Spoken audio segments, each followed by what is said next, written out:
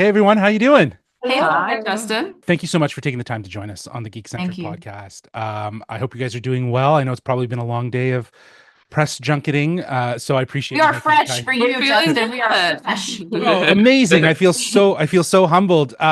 Look, I've been loving season 2. I loved season 1. The mystery box, everything about it just was so much fun, and your characters were so pivotal to just appreciating and understanding the story and the world. When you guys were first approached about being a part of this show, what was it about maybe the story or your character that made you say yes right away? Dan Fogelman and Sterling K. Brown. That's what made me say yes.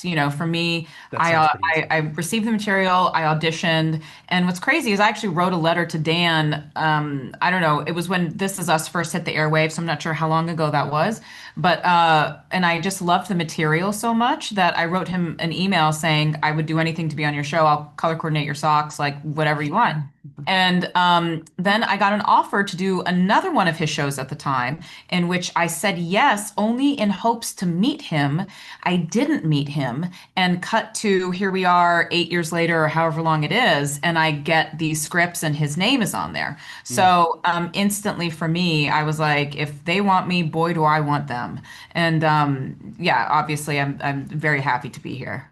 I think, reading the first, I think, script or two in the audition process, I was very quickly a fan of the show. The writing was just so human and intelligent, and it had, the perfect amount of twists and turns and action that I love. And so I was really hopeful throughout the audition process, and ended up doing a chemistry read with John, who played Billy, and we were in the room with Dan, and it just felt so alive and exciting. And it's scary to want something, because I think you realize you have more to lose if you actually care about the 100%. project and about the character. And so I was nervous and vulnerable going in, and I think just tried to channel that into Jane's weirdness. And fortunately, it worked out. Yeah. Similarly to these girls, of course, I was excited about working again with Dan and Sterling. But I think for me, the real kicker was once I stepped on set, immediately I was so intimidated. It's like these guys have more Emmys than I have pairs of underwear, as I've said. And watching them be so cool, so even keel, so supportive and approachable, not a lot of ego, not a lot of bravado. That was where I knew, like, oh, I'm home. I'm right Yes. where I need to be. Yeah, I can see that there's a lot of draw and a lot of reasons to want to be a part of a show like this. And Yeah. you mentioned reading the scripts, Nicole, and I could just imagine just not being able to like put them Oh, down and totally. being like just how I was with watching season 1. I just needed to watch Yeah. them all. Yeah. One thing I love though about these characters is that there's so much history, and history that we don't fully understand. So this is a bit more of a craft question. How do you approach playing that lived-in backstory, especially when the audience doesn't know all the details? And Nicole, I want to start with you because you mentioned Jane's weirdness, and she's definitely very interesting a character. She's so unhinged, and I love it. So I'd love to know, like, how do you embody that and kind of like unravel that throughout the season? Yeah, I think I sort of had to find a way to like lock into what her crazy looks like, because I think it's too boring to sort of lead with like, she's insane. Yeah. And so my answer was sort of stillness, and that's been really grounding. And I think um is someone who is a psychopath is studying the people around her to understand how to emulate human emotion. Mhm. And so that's been really helpful in scenes where I don't say much, or Jane's kind of standing off to the side. I've just found myself like studying people. I think that sort of helped give me my direction with her. And then I don't know. I mean, my mom was like, I'm so scared of you in this show. Terrified. No, you can Terrified. make those faces. And I don't know where they come from. Your But talent. yeah. Yeah, you're talented. Raw talent. Yeah, and Yeah. when you smile, it is scary. I've just got to say, it's gorgeous, but it's like I'm just like I don't know what's happening behind that mind of Jane's, right? I know, So I know. Yeah, because she's just she's thrilled by things that should not delight. And right. I find that exciting. Well, yeah, for Krys and Sarah, like you've had a history in this. We're exploring a little bit more. We kind of unraveled a little bit in season 1. Is there anything that you kind of like keep for yourself, not even necessarily for the audience to kind of be revealed to? Yeah, I mean, I think that as you mentioned, both Sarah and I's characters, there's so much more to be explored. In season 2, we get an entire episode called Jane, where we really get to see her backstory, but we haven't done so much of that with Dr. Torabi and with Agent Robinson.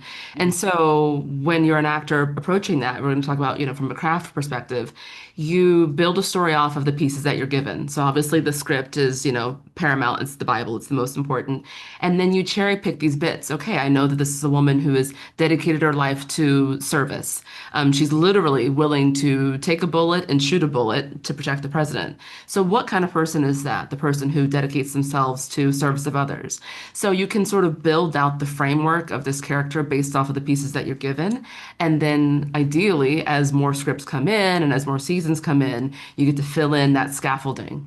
I'm married to a contractor, so I'm thinking about it from that perspective. Building now you a got house. the Yeah, wall, now you got wallpaper, now you got interiors and vanities and all that. Sarah, how about for yourself? I look at it from a different way. I try to focus, or not try, but I am drawn to what I don't know.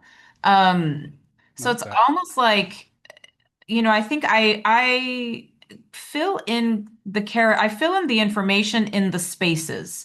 So I try to always have other than, of course, what you see, you're given the material that's on the page, but then I try to come to it from a different perspective, which is how does she fill the silences? What does she do at home when no one's looking? And I don't know. It's a process that happens kind of up here almost. I don't know how to describe it, but I try to always make a very specific choice about something. So I enter everything with a perspective and with an intention of some kind, whether if it's just to go to sleep or if I'm hungry, but I like coming from a specific place. And then there's that really wonderful Mike Nichols is a director whom I've watched all of his movies and studied. He had this really beautiful way where he would talk about a scene and he would say, you can take any scene and break it into a negotiation, a confrontation, or a seduction.